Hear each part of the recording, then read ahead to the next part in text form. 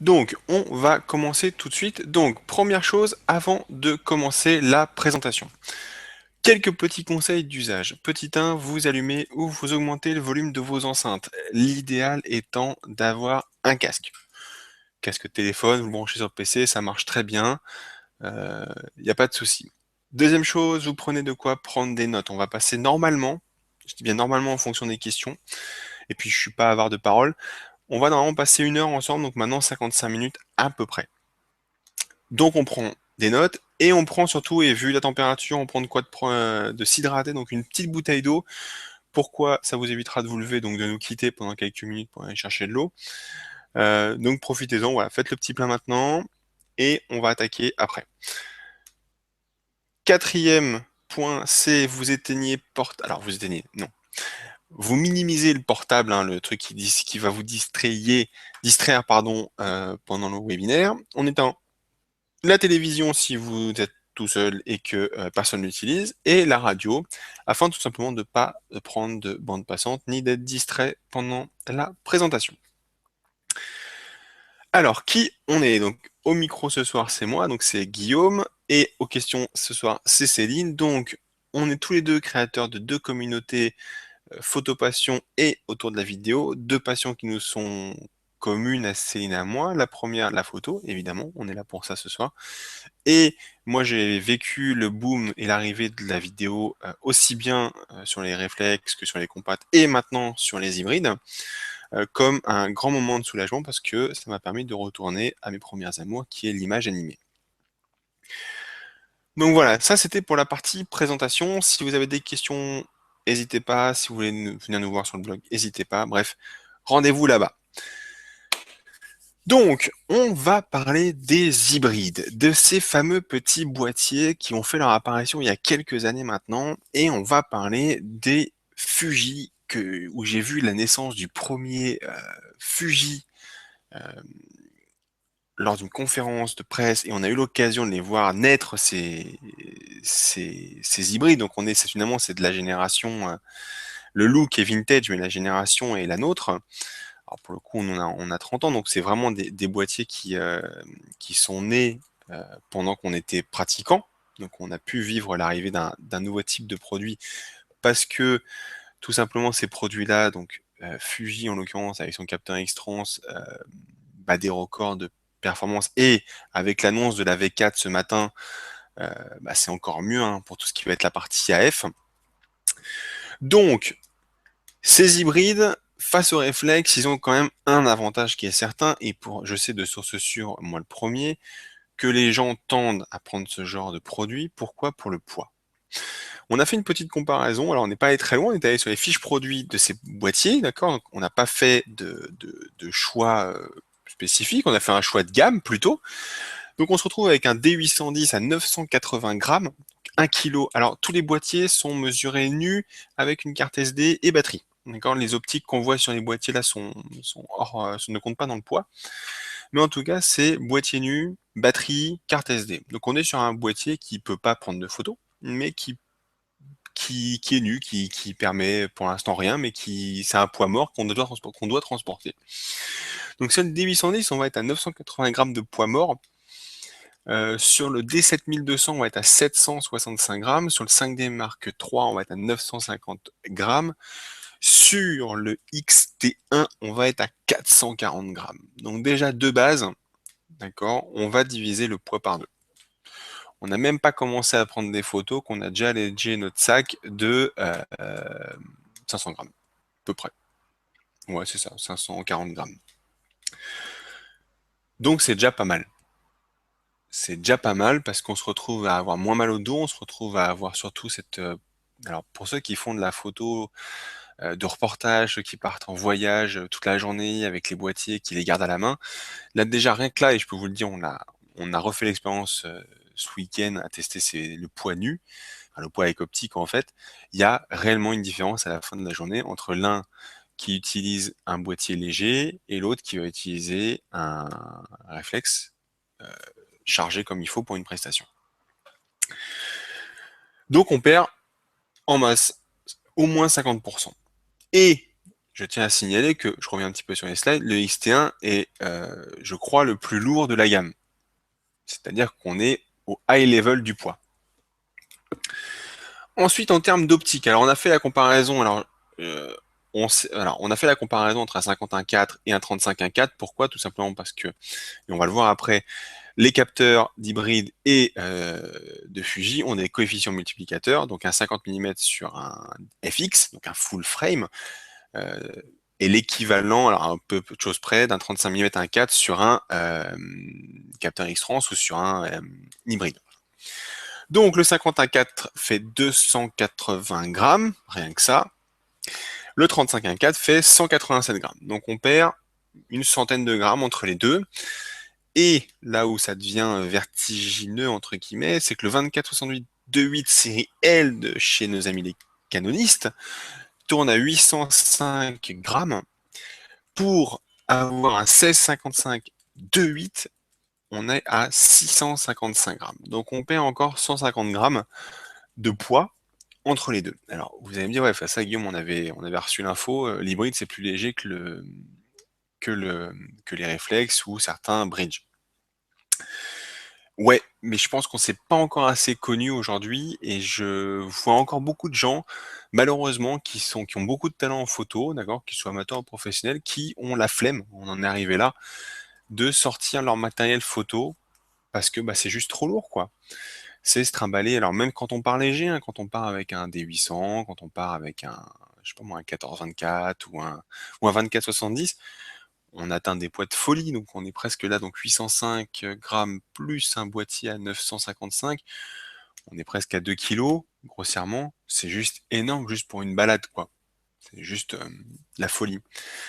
Donc voilà, j'insiste vraiment là-dessus, et c'est pour ça que je pense que de plus en plus de photographes professionnels, et je pense que tous les ambassadeurs Fuji sont là pour le confirmer, il y a vraiment un confort à l'utilisation d'un hybride. Il faut juste réfléchir à de nouvelles façons de réaliser des photos, ou en tout cas réfléchir différemment. En termes d'ergonomie pure, alors on a pris ces photos-là tout à l'heure sur la table du studio, parce qu'en fait on n'avait pas remarqué cette différence-là avant la réalisation de cette masterclass, de ce webinaire ensemble. On les a mis à côté, on était en train de décharger les équipements et on les a mis l'un à côté de l'autre. Donc le boîtier de gauche c'est le D800 avec le 51.4 et celui de droite c'est le Fuji X-T1 monté comme il faut avec le 35 je crois, avec le 35.1.4 dessus. Et là on voit qu'il y a clairement une différence, quoi. On voit qu'il y a une différence de place, on voit qu'il y a une différence d'épaisseur, d'encombrement. Alors on n'a pas mis l'échelle mais je pense que ça parle assez facilement. En termes d'ergonomie à l'arrière, c'est plus ou moins le même problème. On se retrouve sur le D800 avec un écran LCD de très bonne qualité, c'est pas la question. C'est juste qu'il n'est pas orientable, on peut pas le déplacer. Et puis il est plus petit que sur le Fuji.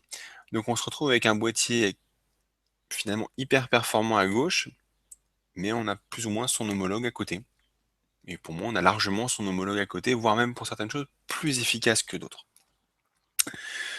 En termes des capteurs, parce que ça fait souvent, il y a beaucoup de fausses questions là-dessus, ou beaucoup de questions avec des gens qui multiplient par 2, par un 6, par un 670. Donc en gros, voilà un petit peu le ratio. Sur un full frame, donc c'est le triangle, je vais mettre ma souris si elle apparaît. Non, elle apparaît pas. Donc le triangle rosé, c'est la taille d'un capteur FX, d'accord? La taille, pas le rendu de l'image, hein. C'est bien la taille d'un capteur par rapport à l'image. Sur un APS-C, donc par exemple des 7200, ça va être le trait jaune. Et sur le micro 4 tiers, l'hybride ou le capteur X-Trans, on va plutôt se retrouver sur le trait bleu et sur le compact, ça sera le trait noir. Alors évidemment, on a synthétisé parce qu'on n'a pas mis toutes les tailles de capteurs APS-C, parce qu'il y a une différence entre Canon et Nikon d'un pouillème. Entre l'hybride, le micro 4 tiers et le capteur X-Trans, il y a aussi une différence de 0,4. Hein. Sur un hybride type GH4, on va multiplier par 2 la focale. Sur un capteur X-Trans, on va plutôt multiplier de mémoire par 1,67, 67, enfin 1,67, 70. Donc voilà, il y a un petit pouillème de différence, on ne pouvait pas tout écrire là, mais en gros, voilà un petit peu ce que ça donne en termes de ratio les uns par rapport aux autres. Donc, concrètement, le capteur de Fuji, ça ressemble un petit peu à ça. C'est un capteur un petit peu, et c'est pas péjoratif du tout, hein, faut pas que les gens de Fuji m'en veuillent, c'est un petit peu le coefficient multiplicateur d'un capteur APS-C, donc c'est 1,67 pour faciliter la discussion. Donc 1,35 devient 1,58, c'est très simple, vous faites 35 fois 1,67 et normalement vous arrivez sur 58. Et le 16,55 devient donc un 26,91, donc c'est un petit peu plus grand qu'un 24,70, je suis d'accord, mais ça reste plus ou moins pour le même usage en tant qu'amateur. On se travaillait souvent avec un 24-70 pour faire un petit peu de tout. C'était un petit, ou le 24-120 chez Nikon aussi, qui a pas mal, le F4, hein, évidemment. Mais on hésite. Voilà, il faut pas hésiter à faire ce calcul-là. Moi, alors moi, c'est encore plus simple. Moi, pour des occasions de vidéo, je suis plutôt chez, comment dire, je tourne plutôt avec un GH4. Bien que, et ça, je me défends devant les gens de chez Fuji, plus ils commencent à avancer, plus ils commencent à rajouter des fonctions vidéo plutôt très sympas. Et j'ai vraiment hâte de voir ce que ça va donner dans quelques années. Mais c'est pas aujourd'hui la cible, c'est vraiment les photographes. Alors, la structure entre un hybride et un réflexe, finalement.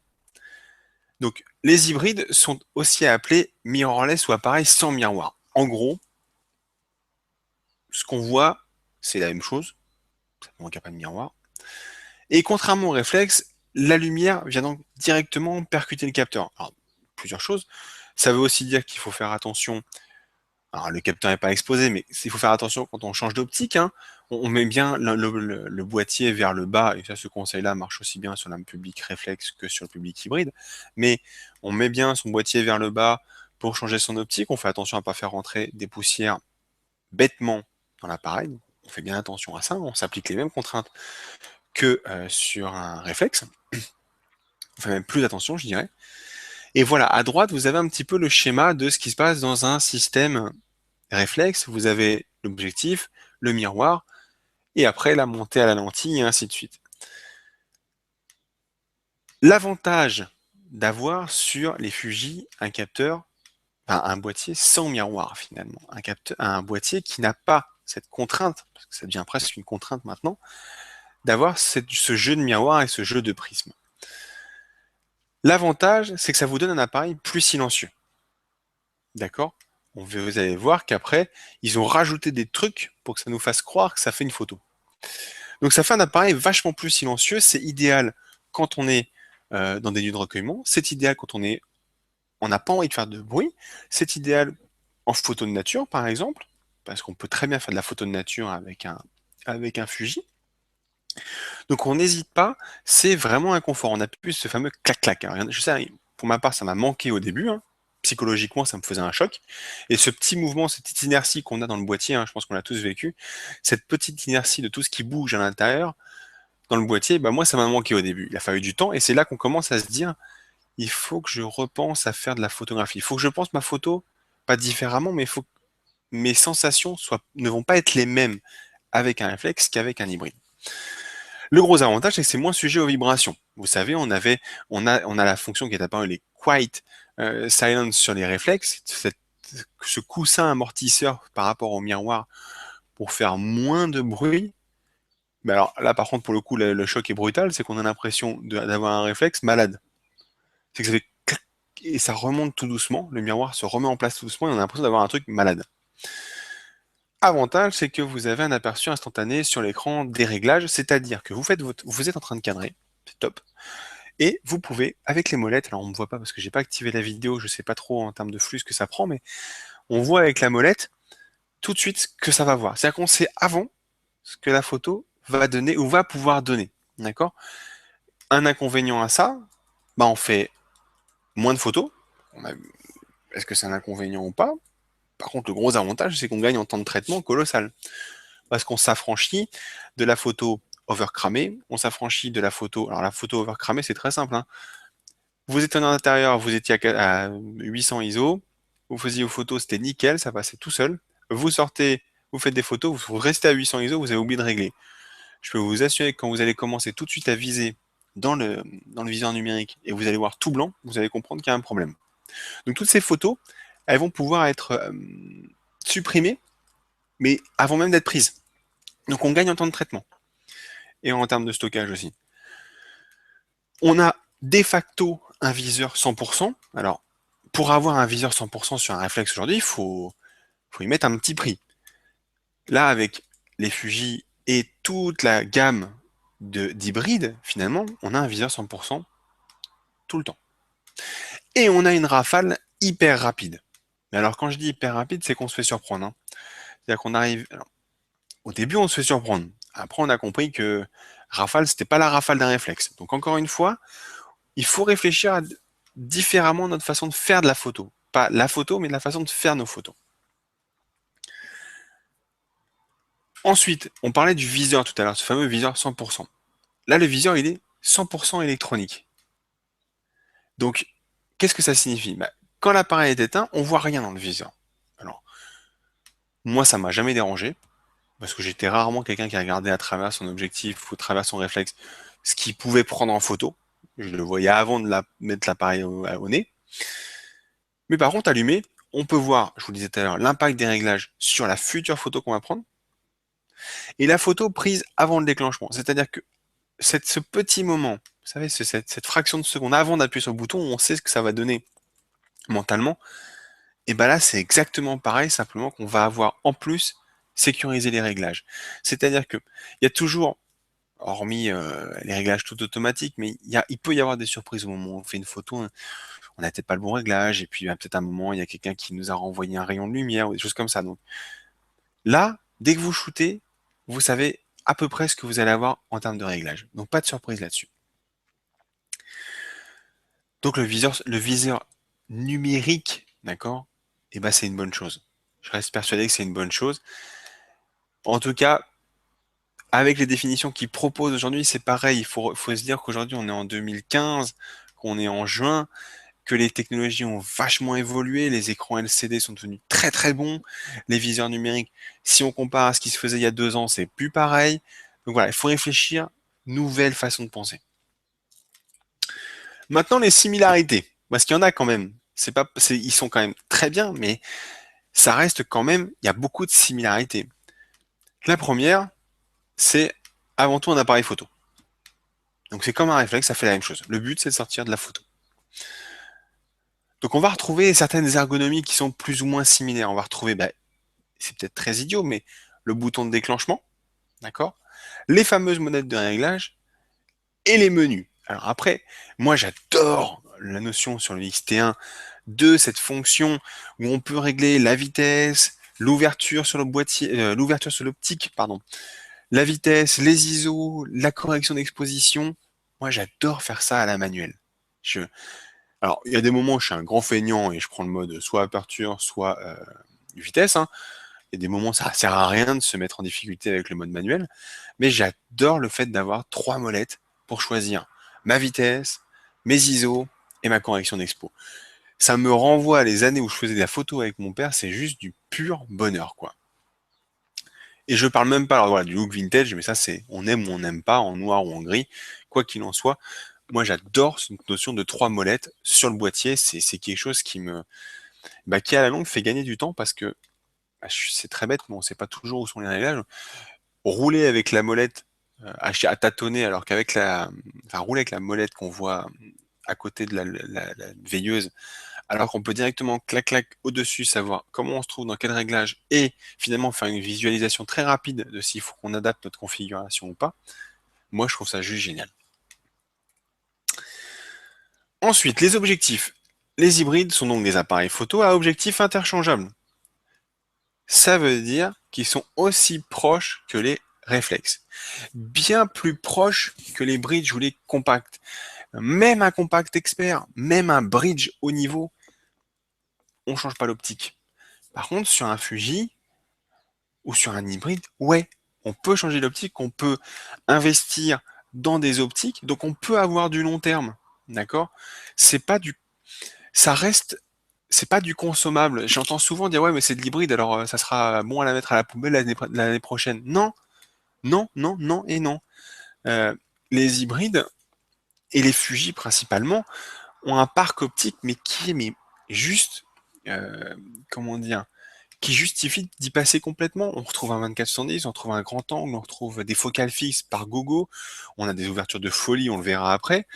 Donc, on a des objectifs, on peut se faire plaisir à s'acheter une belle optique, on peut aussi faire l'acquisition d'optiques, je dirais, standard, c'est-à-dire qu'on à usage courant, mais on peut aussi acheter des petits bijoux, des petits cailloux superbes. Alors quand nous on a vu l'arrivée des Fuji sur le marché, je m'en souviens très bien, il n'y avait pas autant d'optiques, d'accord? Et aujourd'hui, eh ben, ils sont pas en pâlir, ils ont sorti en 2-3 ans un parc optique monstrueux et ils ont vraiment pas à rougir de ce qu'il existe aussi bien côté focal fixe que côté grand angle. Et ça marche, cette phrase-là, pour tous les hybrides, c'est-à-dire que n'importe quel hybride aujourd'hui a un parc optique conséquent. D'accord? Si on fait l'analogie avec d'autres marques, elles marchent très bien, elles ont des belles optiques avec des beaux piquets, mais voilà, aujourd'hui, et je sais pas si je m'avance, mais de mémoire, j'ai regardé très récemment, on n'a pas autant de focales dans le parc Fuji que dans d'autres marques d'hybrides. Donc c'est vraiment hyper confortable d'utiliser ce genre de...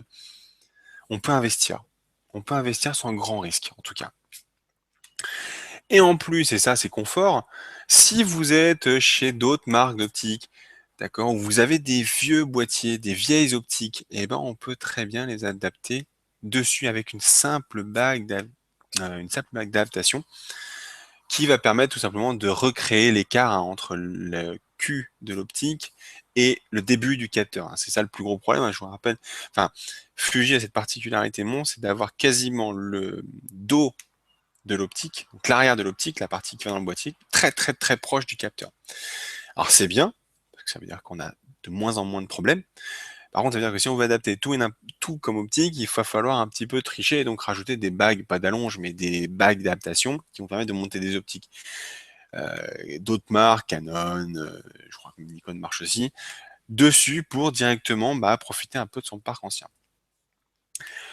Tout comme le réflexe, je vous disais tout à l'heure, on retrouve différents modes. Donc on a évidemment ce mode ouverture, ce mode manuel, ce mode vitesse.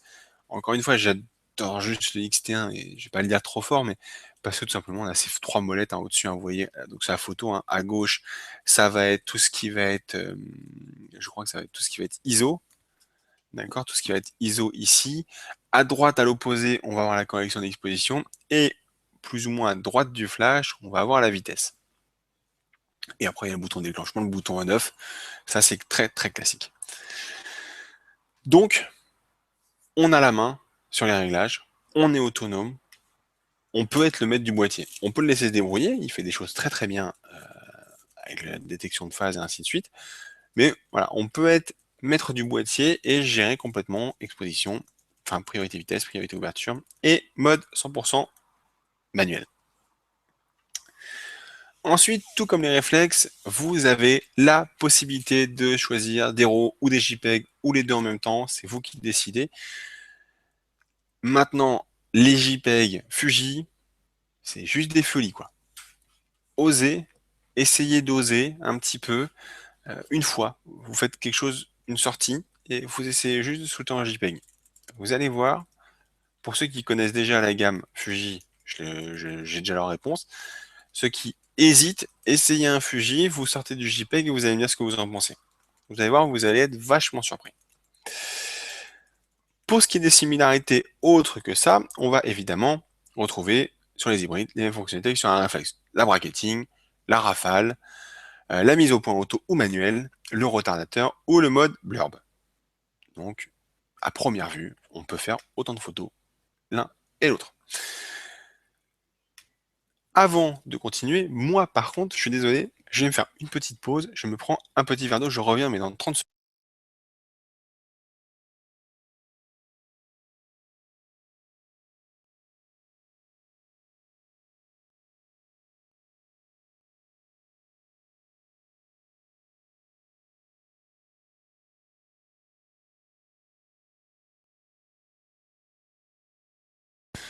Alors, on continue.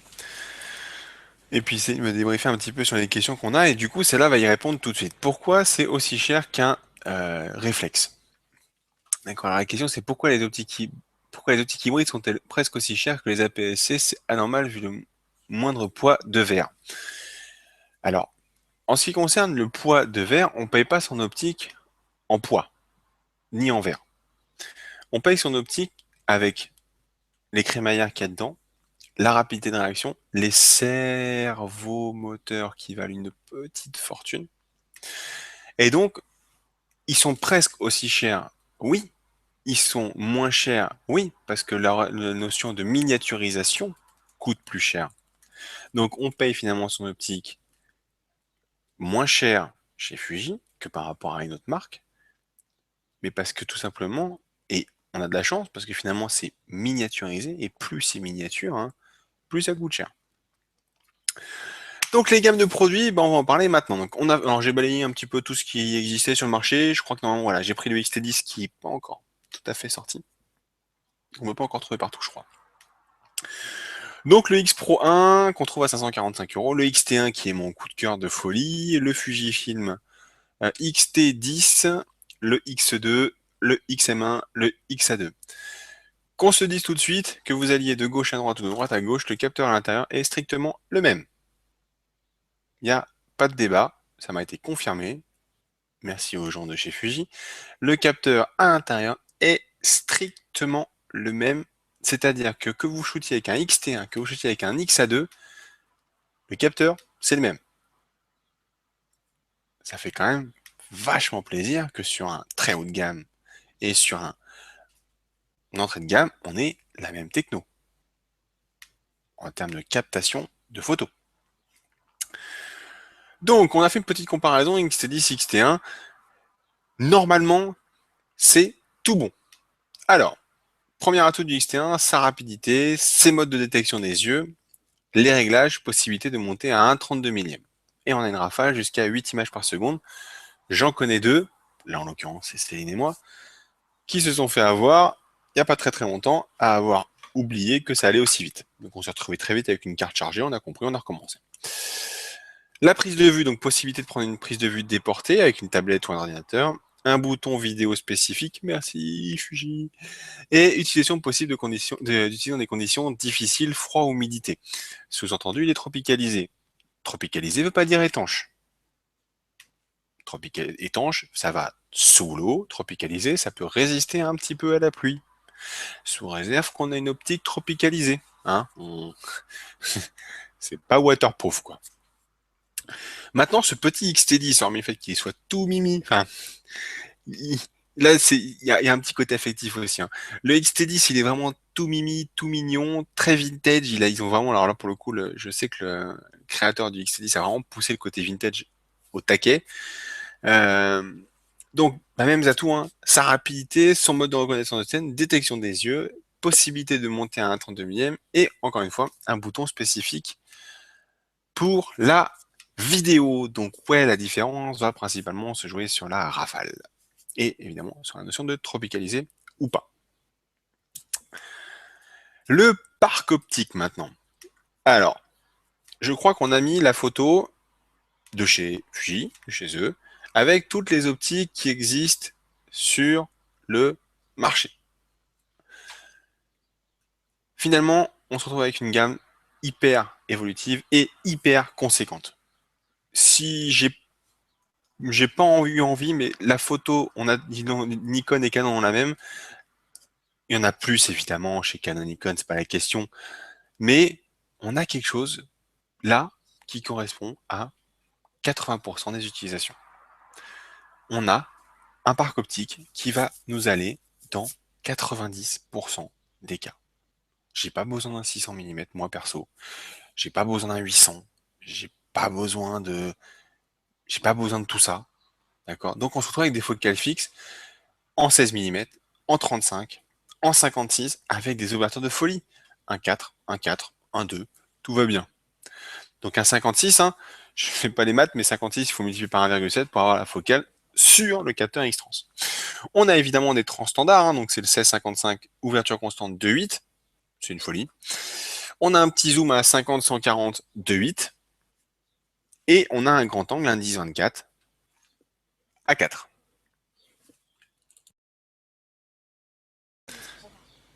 Donc, alors, là, on a mis vraiment que des exemples, hein, et ce que vous comptez, hein, il y en a un de beaucoup. Euh, là, on a mis que des exemples, mais vraiment pour vous montrer qu'il y a moyen de faire quelque chose de magnifique. Je crois qu'il n'y a pas d'autre mot là-dessus. Alors, la petite photo qu'on a prise là, c'est donc en plus cette photo-là est faite avec un des XT1 qu'on a.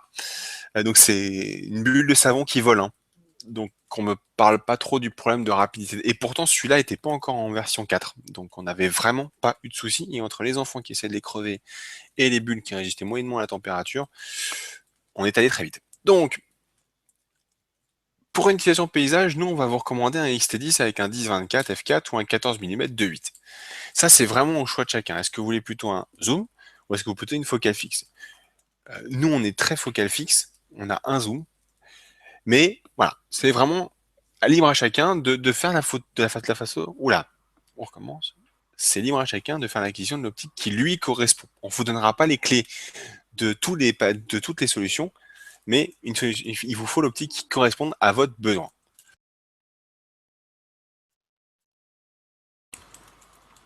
On continue, donc toutes les photos qu'on va voir là sont faites avec un XT1. Un XT1.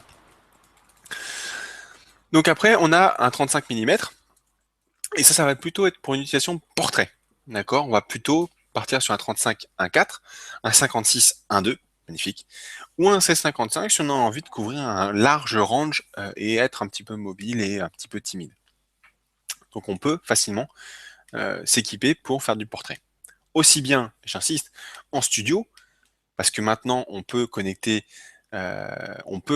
normalement d'ici peu son Fuji à son PC pour avoir du live. Donc voilà, une session de portrait, voilà la petite recommandation.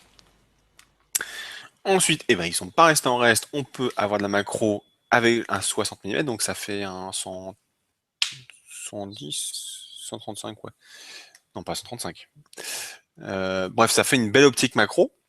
Et après, pour l'utilisation plus Safari, on va pouvoir partir sur un 50-140, d'accord? Donc qui nous fait un bon 200 mm, un bon 300 mm, de 8, donc ouverture constante, magnifique, ou un 50-230. Alors là, par contre, il va vous falloir le monopode qui va avec, par contre.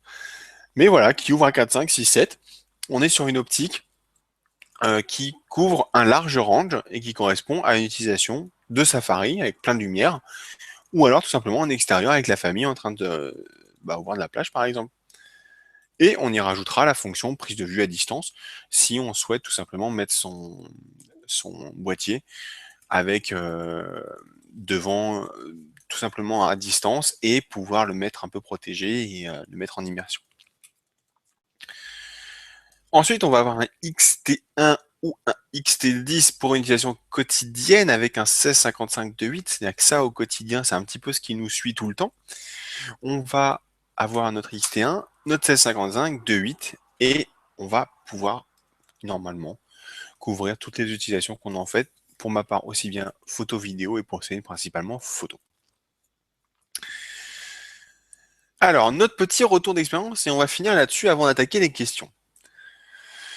Nous, on a pu tester le XT1 avec un 35 mm 1.4 et le 16-55 2.8 directement en prestation de mariage. C'est maintenant un petit peu notre set, c'est un petit peu le set qu'on veut avoir en prestation. Voici un petit peu notre retour, il est vraiment sincère et on nous a demandé un petit peu de le faire aussi. Donc voilà ce qu'on peut voir. On a été impressionné par le silence de l'appareil photo.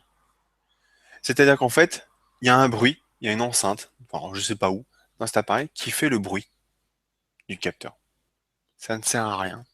On peut le désactiver, nous on l'a désactivé. Et nos mariés ne nous, vous voyez déjà pas beaucoup faire les photos, mais alors, nous entendent même plus. C'est-à-dire qu'on peut être à une fraction de leur oreille, ils verront rien. Donc on passe totalement inaperçu. Si on a des gens qui sont un petit peu timides, c'est pas mal aussi. On est surpris par le poids du matériel et sa légèreté. C'est-à-dire que nous, on travaillait, enfin, on était quand même, et même quand on partait en famille, on part avec chacun deux réflexes, enfin, à chacun un réflexe, le 24. Moi, je pars pas sans mon 105. Donc voilà, on est quand même bien chargé. Là, on s'est retrouvé avec un sac et on a réduit les tailles de sacs, c'est colossal. Avant, on avait des sacs énormes Vanguard. Maintenant, on se trimballe avec deux petits sacs en bandoulière. Déjà, c'est vachement plus discret. Et puis, c'est vachement plus confortable pour le dos.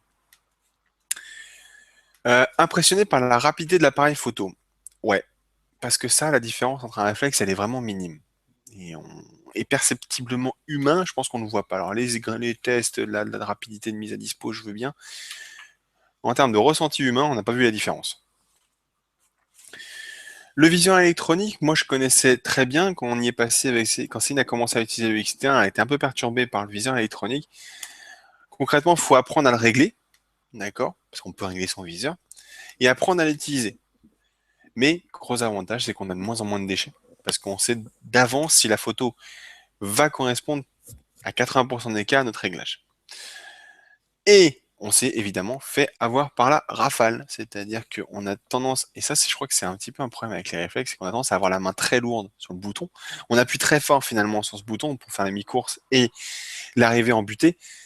Là, avec un fusil, c'est un peu pareil, on a cette notion de mi-course butée, mais on y arrive tellement vite qu'en fait on appuie à fond, et là on envoie toute la sauce dans le, dans la carte, et c'est surtout que c'est 8 images par seconde, et c'est là qu'on se rend compte qu'une seconde, bah, on peut en faire beaucoup des photos. Et après, bah, nous, c'est parce qu'on est amoureux du look vintage. Et le look vintage veut aussi dire qu'on apporte une quatrième molette, qui est la molette du réglage de l'ouverture qui s'effectue directement sur l'objectif. Et ça, c'est pas forcément désagréable, parce que j'en entends que beaucoup qui disent oui, mais ça, si j'oublie machin, oui, mais ça fait aussi que si vous faites joujou avec les molettes pendant que vous êtes en train de shooter, eh ben, au moins, vous savez tout de suite le rendu. Vous passez de 8, vous passez à 4, vous passez à 5, 6, vous avez tout de suite dans le viseur électronique le rendu. Vous n'êtes pas en train de vous dire, la sonde, elle me dit que je suis à une barre. Vous savez, là, la fameuse sonde qui monte à plus 3, moins 3 et la barre du milieu. Je suis à moins une barre. Mais moins une barre, c'est quoi? Ça veut rien dire, moins une barre. Est-ce que c'est moins 0,5? Est-ce que c'est moins 0,3? Est-ce que c'est moins 0,7? Finalement, on se rend pas bien compte de ça. Et on apprend à utiliser cette bague un petit peu d'ouverture. Et moi, je la trouve hyper sympa. Donc voilà un petit peu pour cette raison et c'est un peu cette masterclass qui est là pour vous montrer que les hybrides, il faut pas en avoir peur, c'est juste qu'il faut pas partir sur terrain conquis en disant, attends, moi je sais faire de la photo, je vais envoyer à mort de la photo avec ça. Non, vous allez tout perdre, d'accord? Il faut repenser photo, et alors pour le coup c'est un super exercice, hein, c'est qu'on réapprend les bases, d'accord, de l'AF, manuel ou pas. On réapprend un petit peu parce qu'on n'est pas sûr de son AF au début. Hein. On est habitué à un AF qui fait beaucoup de bruit. Là, on se retrouve avec un AF performant mais qui fait pas de bruit. On ne sait pas si c'est vraiment net ou pas. Donc voilà, faut pas hésiter à essayer. Moi, je conseille toujours les gens d'aller en. Bah là, il y a des événements en ce moment où on peut aller essayer les produits Fuji sur Paris si vous voulez les adresses. Et si vous voulez qu'on se retrouve là-bas, bah vous me le dites et puis on essaie de se retrouver une petite date pour y aller tous ensemble. Mais il y a des événements pour essayer les produits Fuji. Il y a des événements, il y a des boutiques, hein, Fnac, Darty, Boulanger, qui ont les produits. N'hésitez pas à les prendre en main. Ceux qui ont des grandes mains comme moi, on n'hésite pas à rajouter un petit grip, la petite housse qui va bien. Ça c'est du confort pour le coup à l'utilisation. Mais je le faisais aussi sur les réflexes, donc ça m'a pas changé la vie.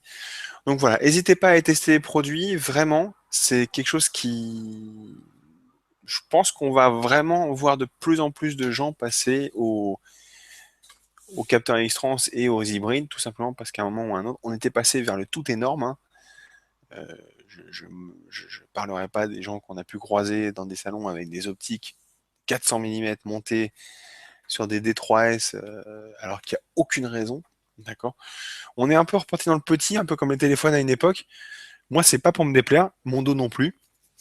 Et moi, je suis de plus en plus content de voir des gens, et y compris des photographes dans notre catégorie, qui sont des photographes de mariage, et des vidéastes qui commencent à utiliser ces produits-là, parce que ça reste des super produits. Donc, je vais prendre quelques questions, donc je vais voir avec Céline ce que vous avez posé comme question, et je vais essayer d'y répondre le plus détaillé possible.